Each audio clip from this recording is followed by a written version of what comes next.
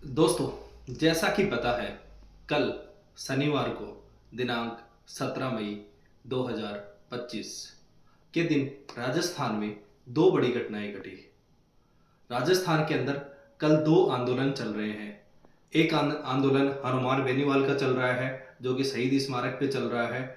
दूसरा आंदोलन कल बाड़मेर में हमारे युवा विधायक और राजनीति के उभरते सितारे रविंदर सिंह भाटी ने किया। क्या समानता है दोनों में? सबसे पहले हम बात करें न्याय की। एक तरफ हनुमान बेनीवाल अपने आंदोलन में भीड़ जुटाने के लिए आए दिन अनर्गल बयान दे रहे हैं। कभी वो किसी जाति विशेष पे टिप्पणी कर रहे हैं और राजस्थान के सौहार्दपूर्ण माहौल को बिगाड़ने की कोशिश करते हैं, तो कहीं वो युवाओं को चेतावनी देते हैं कि यहाँ पे बेरोजगार तो आ ही नहीं रहे, हम मेरी पार्टी के ही कार्यकर्ता यहाँ पे आ रहे हैं, ऐसा उनका कहना है। लेकिन दूसरी ओर रविंदर सिंह भाटी, जो कि भारत के बॉर्डर पर उन अंतिम व्यक्ति को न्याय दिलाने के लिए लड़ाई लड़ रहा है। जैसे ही कल पता चला कि प्रजापत समाज की एक महिला को, जिसके 2 माह का छोटा बेटा है, उसके साथ अन्याय हुआ, रविंदर सिंह भाटी तुरंत कुछ ही समय में वहाँ पे पहुँच गए और ना सिर्फ पहुँचा, बल्कि जो पीड़ित पक्ष है उनका पक्ष भी सुना और दूसरी तरफ प्रशासन से भी बात करी। और जब तक न्याय नहीं हुआ वो बंदा वहाँ से गया नहीं, बल्कि वहाँ पे डट कर प्रशासन के सामने सामना किया और उनको न्याय दिलाया।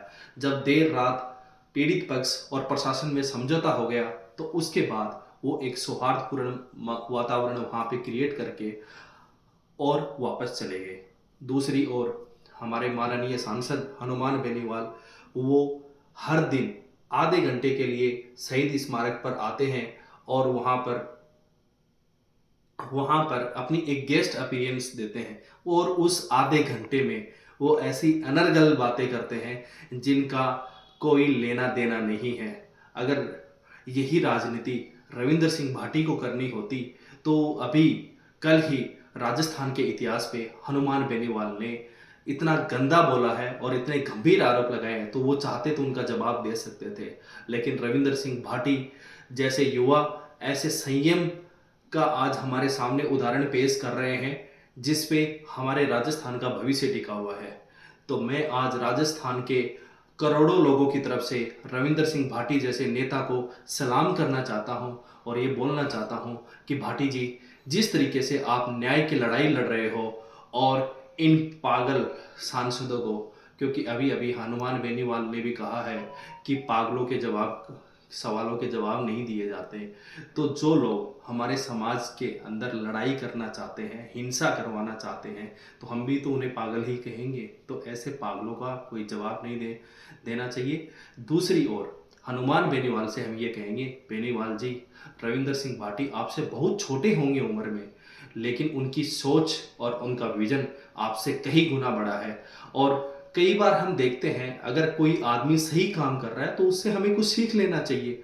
हो सकता है कि आप इतने सालों से राजनीति कर रहे हैं, तो कहीं ना कहीं दिमाग में वो ठहराव आ गया होगा, नया नवाचार नहीं हो पा रहा होगा, नहीं सोच पा रहे होंगे कि राजस्थान कैसे जा रहा है, लगातार आपकी पार्टी नीचे गिर रही है, तो उसके अवसाद में शायद आप होंगे और उसके लिए आप आए दिन अपनी क्रेडिबिलिटी खो रहे हैं। तो आपसे ये निवेदन है कि रविंद्र भाटी जैसे युवाओं से आप सीखें कि किस तरीके से राजस्थान के हितों की लड़ाई लड़ी जाती है, किस तरीके से समाज के अंतिम पायदान पे खड़े उस आदमी की लड़ाई लड़ी जाती है जिसके साथ सच में अन्याय हो रहा है।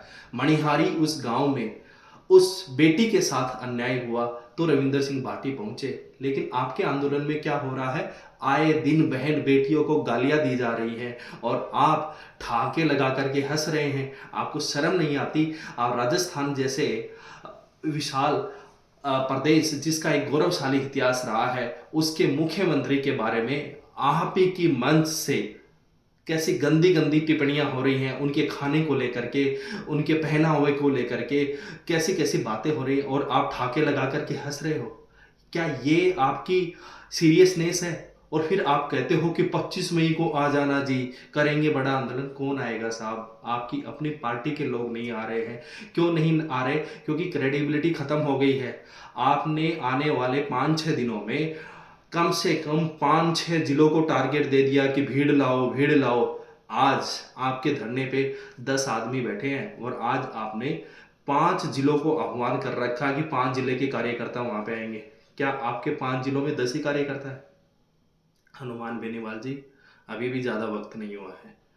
आपसे नम्र निवेदन है कि हमारे राजस्थान जो कि शांति प्रिय प्रदेश है उसका सौहार्द मत बिगाड़िए। आप कोई ऐसा स्टेटमेंट मत दीजिए। आप बात कीजिए, आप अपनी राजनीति कीजिए, तथ्यों पे आधारित राजनीति कीजिए, कोई हमें दिक्कत नहीं है। लेकिन इस तरीके की राजनीति मत कीजिए। दूसरी ओर हम रविंद्र सिंह भाटी का फिर से बारंबार धन्यवाद व्यक्त करेंगे कि आपने आज हमारे राजस्थान का सर गौरव से ऊंचा उठा दिया है। जय जय राजस्थान।